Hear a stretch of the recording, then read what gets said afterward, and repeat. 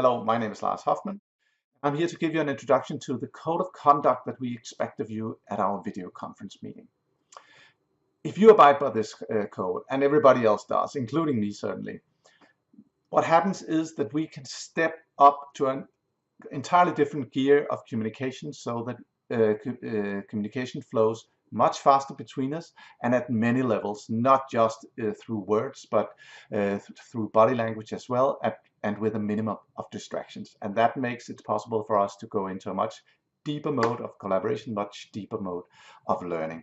And that's hard to convince you of. The best thing is to try it. So I hope you'll listen into these principles of our code of conduct and abide by them in our meeting.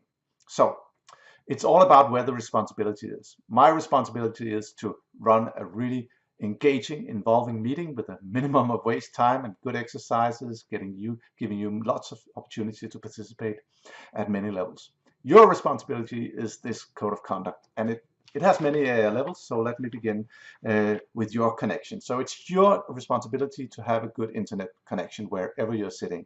Don't sit at cafes or in your car. It can be done, but please, it's your responsibility to have a good connection. It's also your responsibility that you know the software and have it installed on your device.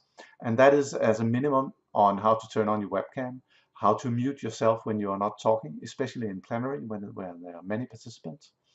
You should also know how to share your screen if possible, and then how to use the chat in the software, because that's a very good tool of parallel communication.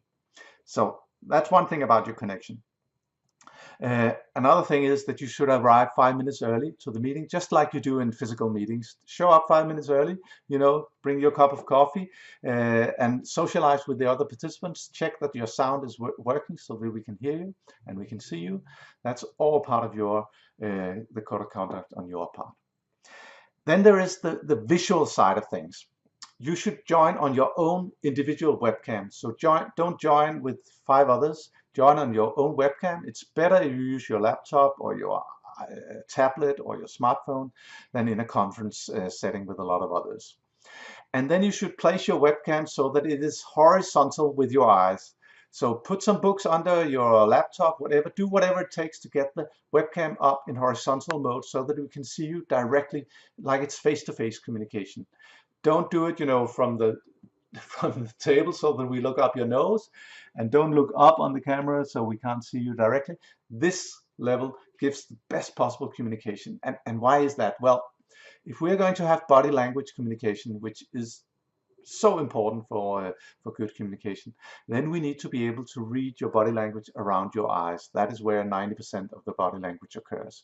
So horizontal and lots of light on your face, and a minimum of light in your background. So please, no sunlight, no windows in your background. That will make your face completely dark. So that's also very important. Then you should use a headset, and especially one with a microphone close to your mouth. That will give us the best sound so that we can clearly hear you, and it would minimize noises in the background. But even when using a headset such as this, when you are in plenary and you're not talking, you should mute yourself so that we can't hear whatever noises are in the background, or we can't hear you typing or whatever you might be doing. So those things are really important in order to not disturb the conference for others. And then finally, remember to be social. Remember that you're not watching video, you're not watching TV. So please don't be a zombie. I've seen many people sitting at video conference like this, like they are watching some very, very boring video. And of course, it's my responsibility to react to that. I can see that people are not engaged, but it's also your responsibility to react to what the speaker is saying. And what do I mean by reacting? Well, I mean that you should mirror what he or she is saying. So if I'm saying something that makes me really happy, and you should be nodding and smiling because you're recognizing what I'm saying or what somebody else is saying. And that will make it much more likely that other people, will become engaged and will show emotion when they're speaking. So please help others by mirroring their body language as they're speaking. And you can also do it by, and you will do it instinctively if you remember to do it, also by showing that you don't understand or you don't agree with what is being said by, shaking your head or looking down, stuff like that. That will make the communication much faster and much more efficient as we're working together. And also, of course, pay attention. And please, the rule of thumb is that the host can at any time call out your name and ask you to take over, comment on what's just been said, or tell us what you think of that.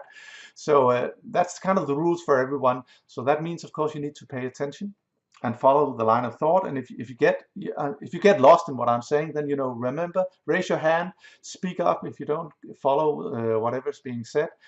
Do it in the chat perhaps, and also help others who might not understand in the chat or in breakouts. There's plenty of opportunity to help each other. So that's all of the code of conduct, and I know it's a lot. Please watch this video again and show up with everything in mind and having prepared yourself to abide by this code of conduct. And we're going to have fun with it, of course, because it's hard to get in the first try. I certainly acknowledge that. So looking forward to meeting you online. Thank you very much.